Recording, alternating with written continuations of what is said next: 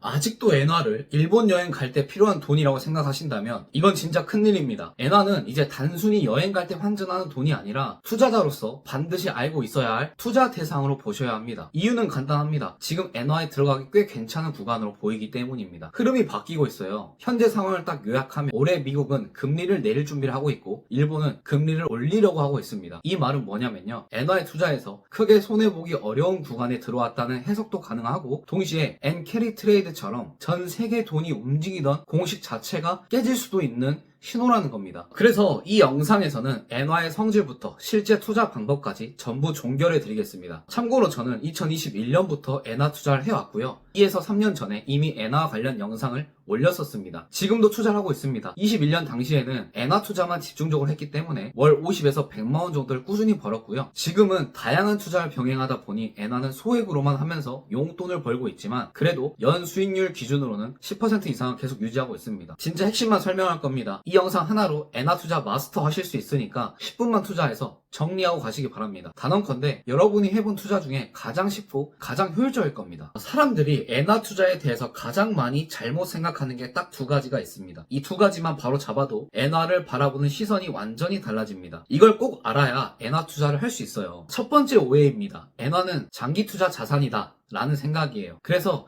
이런 말을 하시는 분들이 많죠. 엔화로는 돈 못 번다. 이런 말이 왜 나오냐면 대부분 엔화를 이런 식으로 생각하기 때문입니다. 적정 환율이라고 생각되는 구간에서 한 번에 쭉 사두고 환율이 오르면 언젠간 한 번에 판다. 이게 주식에 장기 투자하듯이 접근하는 방식이거든요. 근데 이렇게 하면요. 기다려도 돈이 절대 안 됩니다. 실제로 차트를 한번 볼게요. 엔화 10년 차트를 보시면 우상향하고 있나요? 아닙니다. 계속 횡보만 합니다. 그럼 30년 차트는 어떨까요? 30년도 마찬가지입니다. 큰 틀에서는 계속 옆으로만 가요. 그래서 엔화를 장기 투자로 들고 있으면 이거 왜 안 오르지? 라는 생각만 들게 되는 겁니다. 여기서 중요한 포인트가 하나 있습니다. 엔화는 장기 투자 자산이 아니라 환테크 자산이라는 겁니다. 환테크의 본질은요. 한 번에 크게 먹는 게 아닙니다. 하루에도 몇 번씩 오르락 내리락 하는 이 미세한 움직임을 이용하는 거예요. 게다가 환테크는 세금도 없고 거래 비용도 거의 없습니다. 이 특성을 살려서 여러 번 잘게 먹는 구조라는 거죠. 한 번에 왕창 사서 한 번에 왕창 파는 방식은 환테크에서는 굉장히 비효율적인 방식입니다. 두 번째 오해입니다. 이어서 말씀드리면 엔화로는 돈을 못 번다 라는 말인데요. 이 말은 대부분 한 번의 거래만 보고 판단해서 나오는 이야기입니다. 보통 엔화 거래 한 번 할 때 수익률이 어느 정도냐면 0.3에서 많아야 0.5% 정도 됩니다. 그러다 보니 한 번 팔고 나면 이런 생각이 들어요.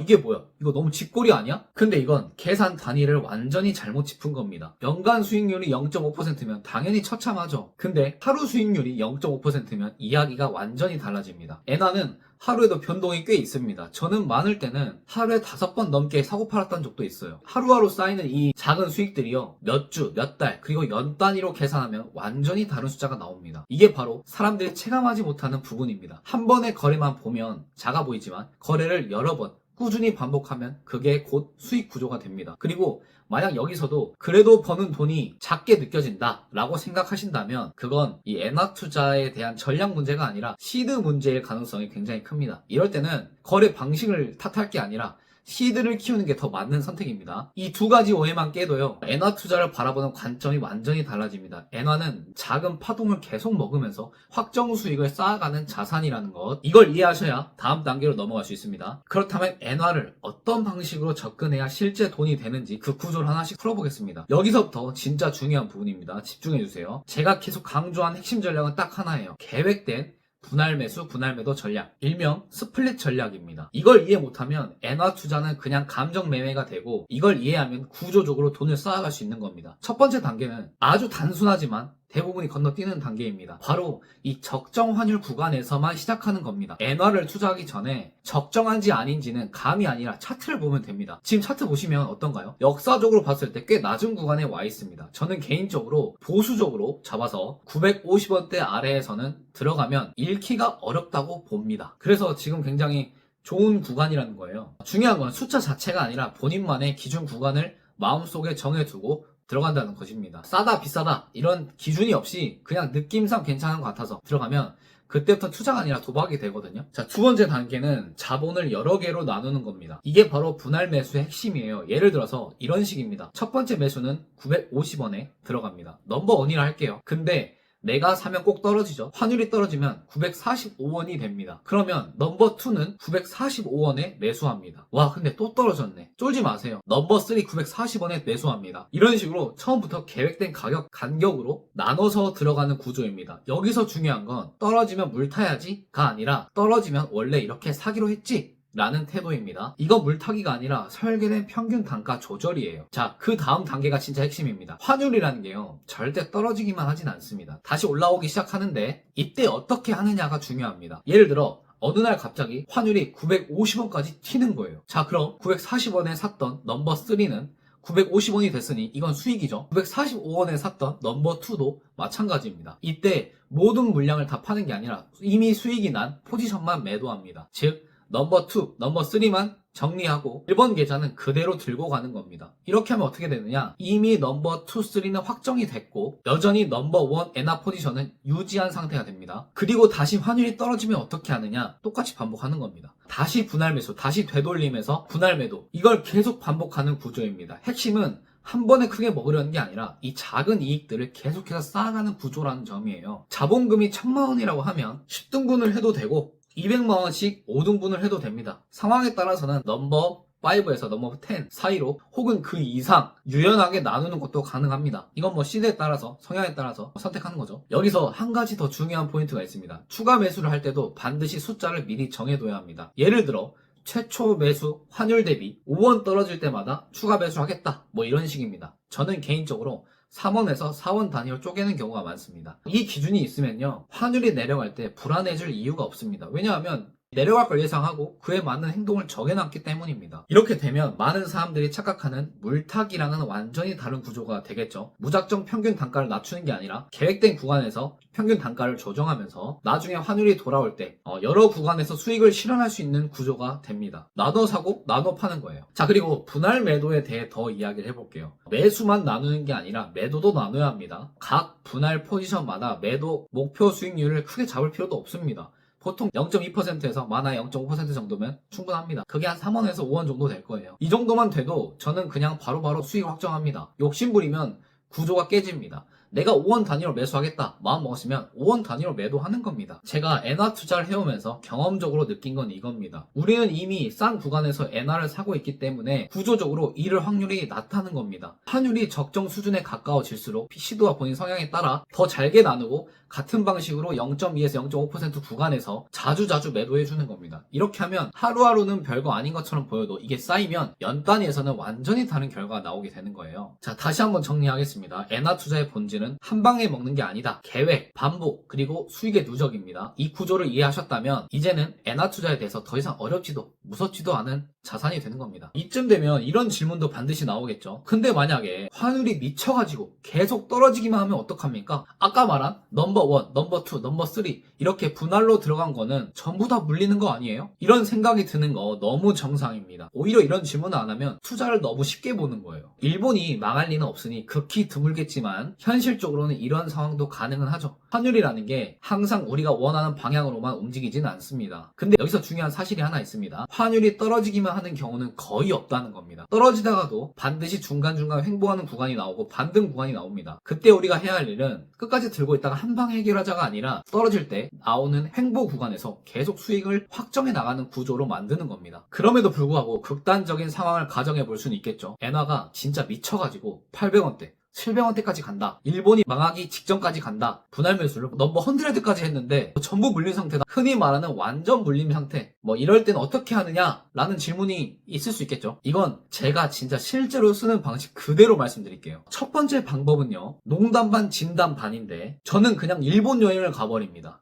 이게 웃긴 이야기 같지만 저는 실제로 그렇게 했어요. 엔화는 주식이 아닙니다. 화폐입니다. 돈이에요. 굉장히 중요한 포인트인데 저도 예전에 이거 그냥 숫자만 찍힌 사이버머니 아니야? 이런 생각이 들 정도로 체감이 안 됐었거든요. 실제로 제가 일본을 가서 토스카드로 결제되는 거 보고 그때 확 깨달았습니다. 사실 저는 이때 일본 여행 갔을 때 환전도 안 하고 갔어요. 이미 엔화가 있었기 때문입니다. 그 순간부터 이건 물린 투자금이 아니라 이미 내가 여행 갈 때 쓴 돈이 되는 거죠. 심리적으로 완전히 달라져요. 매번 여행을 갈 수도 없고 여행을 싫어하는 분들도 많을 테니까 두 번째 방법을 말씀드리겠습니다. 자, 두 번째 방법은 엔화를 그냥 들고만 있는 게 아니라 엔화로 일본 주식을 사는 겁니다. 그럼 어떤 주식이 좋을까요? 저는 개인적으로 계속 우상향해온 자산을 선호합니다. 그래서 뭘 사냐면 일본 시장에 상장되어 있는 S&P 500 ETF를 삽니다. 이게 무슨 말이냐면 엔화가 약세라서 환차손을 보고 있는 구간에서도 그 엔화로 또다시 엔화를 버는 겁니다. 어차피 S&P 500은 단기적으로는 흔들릴 수는 있어도 장기적으로는 우상향해 왔습니다. 그러면 어떻게 될까요? 엔화가 오르기를 기다리는 동안에도 엔화 기준으로는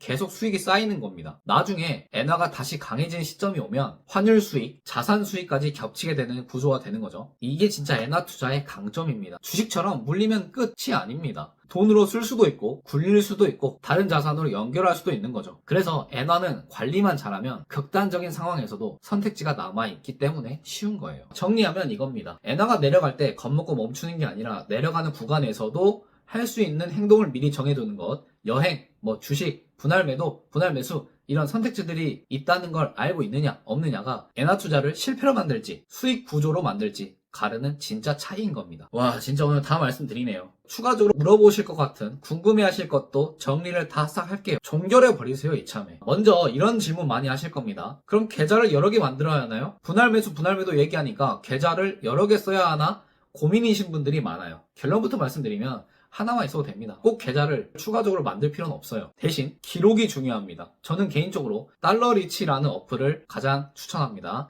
이 어플을 쓰면 분할 매수, 분할 매도 내역을 하나하나 기록할 수도 있고 지금 내가 어느 구간에서 얼마를 샀는지 수익률이 얼마나 나고 있는지 돈을 얼마 벌었는지 기간별로 다 조회가 가능해요. 초보자분들이 가장 헷갈려하는 게 이게 수익인지 손실인지인데 그런 부분을 굉장히 직관적으로 보여줍니다. 물론 이게 필수는 아니죠. 엑셀로 직접 관리하셔도 됩니다. 이건 취향 차이예요. 중요한 건 도구가 아니라 내가 몇 원에 샀고 몇 원에 팔 계획인지 얼마를 벌었는지 명확하게 보이느냐가 중요합니다. 그게 되면 어떤 방법을 써도 상관은 없습니다. 다음 질문입니다. 환전 수수료 있지 않나요? 이 질문도 정말 많이 나옵니다. 결론부터 말씀드리면 초보자분들 기준으로 토스랑 스위치원 그냥 쓰시면 됩니다. 이 두 개가 제일 쉽고 UI도 가장 좀 직관적이고 환전 과정도 간단합니다. 그리고 우대율이 물론 스프레드 차이가 좀 있을 수 있겠지만 100%라서 괜찮습니다. 괜히 복잡한 거 하다가 실수하는 것보다 편한 게 최고예요. 또 토스는 여행 가서도 쓸 수 있다고 말씀드렸습니다. 근데 본인이 시드가 워낙 크다 하시는 분들은 키움증권이나 나무증권 같은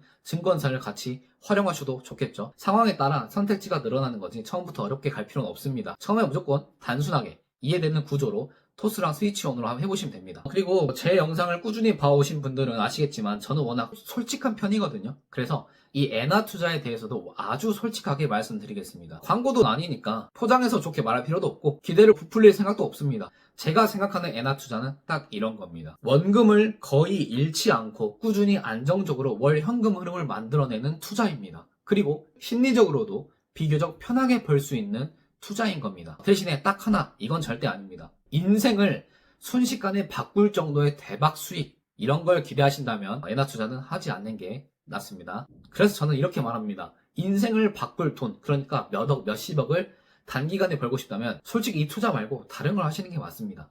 엔화 투자는 그런 욕망을 채워주는 수단이 아니에요. 대신 이 투자의 진짜 가치는 어디 있느냐? 예를 들어 1억이라는 자본을 가지고 있다면 매달 최소 100에서 200만 원 정도를 꾸준히 반복적으로 벌 수 있는 능력을 갖게 되는 거죠. 이게 별거 아닌 것처럼 느껴질 수 있는데 이 정도 현금 흐름을 안정적으로 만들 수 있는 투자법은 생각보다 드뭅니다. 이 수준만 돼도 생활비의 상당 부분을 커버할 수 있고 상황에 따라서는 노후 준비까지도 충분히 계산이 나옵니다. 월급에 의존하지 않아도 될 수도 있는 구조인 거죠. 시대에 따라서 시장 상황이 조금 흔들려도 멘탈이 크게 흔들리지도 않고 이런 게 엔화 투자의 가장 큰 장점입니다. 선택의 문제죠. 한 번에 인생을 뒤집고 싶다 라고 하면 다른 길을 가시면 되고 대신에 원금을 지키면서 꾸준히 현금 흐름을 만들고 싶다.